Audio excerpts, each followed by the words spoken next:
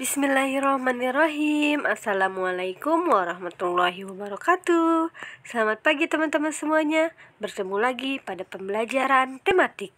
Hari ini kita akan belajar tema 1G, subtema 2, pembelajaran 5 dan 6. Jangan lupa dibuka bukunya ya. Nah teman-teman, sebelum kita masuk materi, kita berdoa terlebih dahulu ya. Yuk mari kita angkat kedua tangan kita berdoa di dalam hati kita masing-masing. Berdoa dimulai. Berdoa selesai. Nah teman-teman, hari ini kita akan belajar tentang mengenal jenis-jenis hewan. Kemarin kita sudah mengetahui tuh jenis-jenis hewan peliharaan. Nah, sekarang kita akan mengetahui lagi jenis-jenis hewan. Nah, jenis-jenis hewan itu ada hewan jinak, teman-teman. Ada hewan jinak. Hewan jinak apa saja?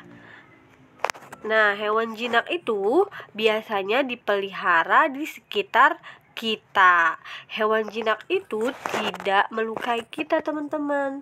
Nah, contoh hewan jinak itu ada ayam dan ada kucing. Nah, dia kan hewan yang tidak bisa melukai kita, tapi dia nurut sama kita, tidak membahayakan bagi kita.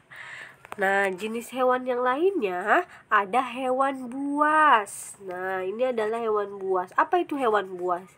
Hewan buas itu dapat melukai manusia dan membahayakannya, teman-teman. Kira-kira contoh hewan buas apa ya? Nah, kita lihat contohnya macan dan buaya. Ada lagi yang lain, singa. Pokoknya hewan yang memiliki gigi yang tajam, yang gigi taring. Nah, itu biasanya buas karena dia untuk mencabik-cabik mangsanya. Jadi hewan ini termasuk hewan buas, teman-teman.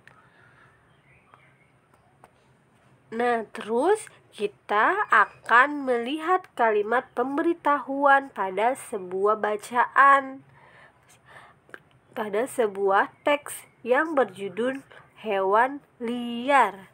Nah, kita baca ya bareng-bareng ya teks yang ada di layar kalian. Ada hewan peliharaan, ada hewan liar. Hewan liar dapat membahayakan kita. Hewan liar dapat menggigit kita. Contoh hewan liar adalah harimau, buaya, ular, dan serigala. Nah, dari teks ini kira-kira kalimat pemberitahuan apa yang kalian temukan? Yang mana yang termasuk kalimat pemberitahuan? Coba kalian sebutkan. Iya, betul. Kalimat pemberitahuan pada teks ini adalah hewan liar itu dapat membahayakan kita. Hewan liar dapat menggigit kita. Jadi informasi di teks ini yang ini ya.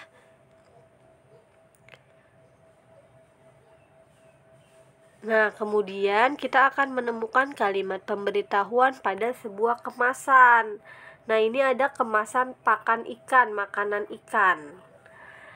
Dari kemasan ini ada sebuah pemberitahuan nih, tuh ini namanya pemberitahuan.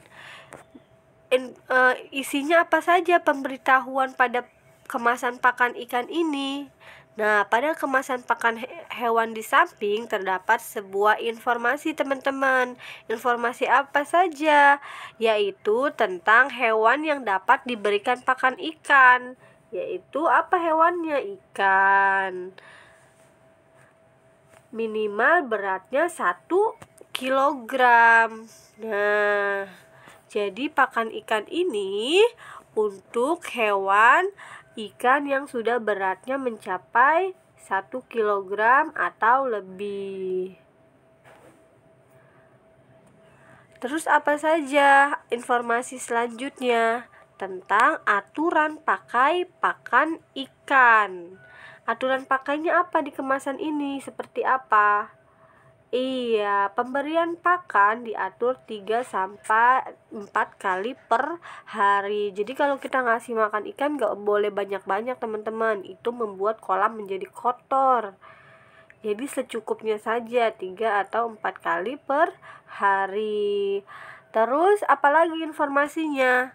Peringatan jika terjadi sesuatu. Gimana peringatannya di kemasan ini? Nah, apabila induk tidak berada di permukaan, hentikan penaburan pakan.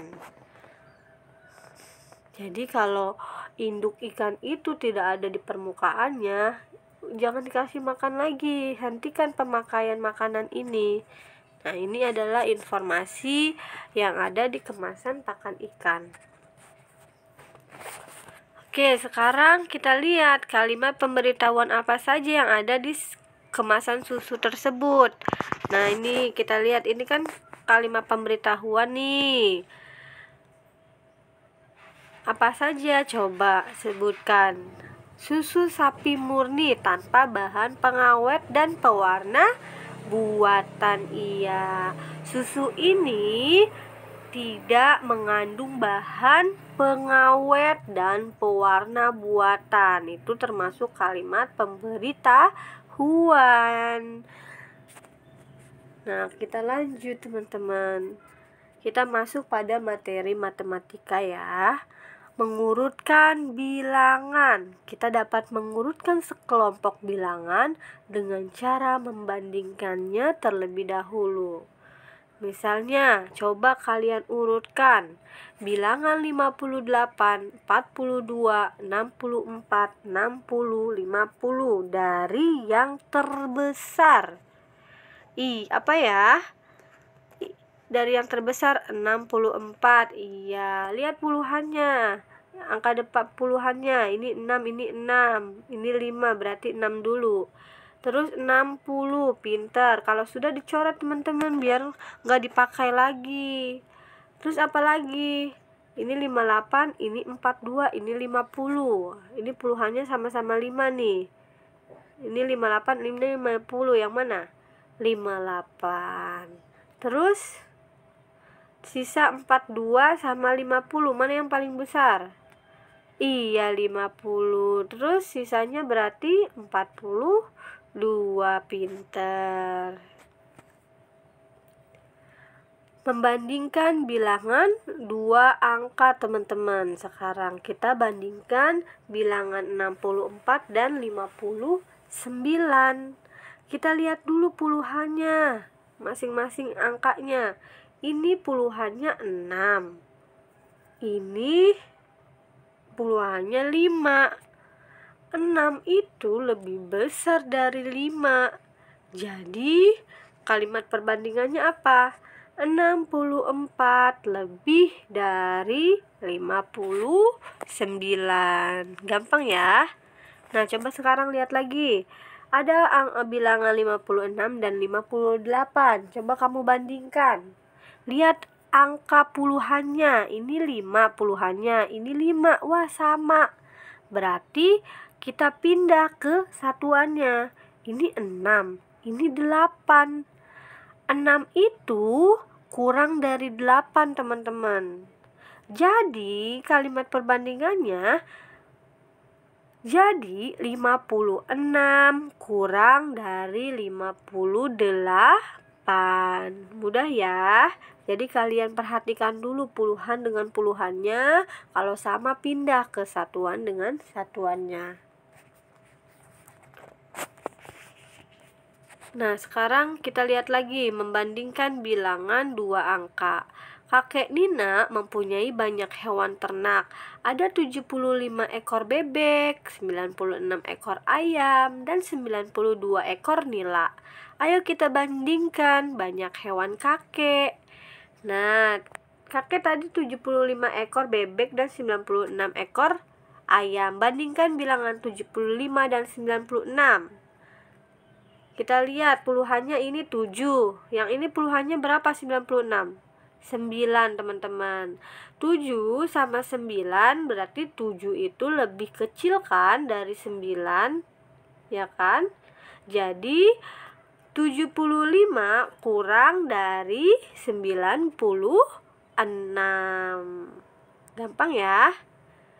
Jadi kesimpulannya, banyak bebek lebih sedikit dari ayam, karena bebek hanya berjumlah 75 sedangkan ayam berjumlah 96 ekor. Nah, lagi ya soal berikutnya. Kakek Nina mempunyai banyak hewan ternak. Ada 75 ekor bebek, 96 ekor ayam, dan 92 ekor nila. Sekarang kita urutkan nama hewan ternak yang paling banyak. Hewan apa aja? Nah, kalau yang ditanya ini nama hewan, kamu jawabannya nama hewan ya, jangan angkanya. Kalau disuruh urutkan, jangan tulis satu hewan saja, tapi diurutkan sampai hewan yang paling sedikit. Nah, hewan apa yang paling banyak, teman-teman?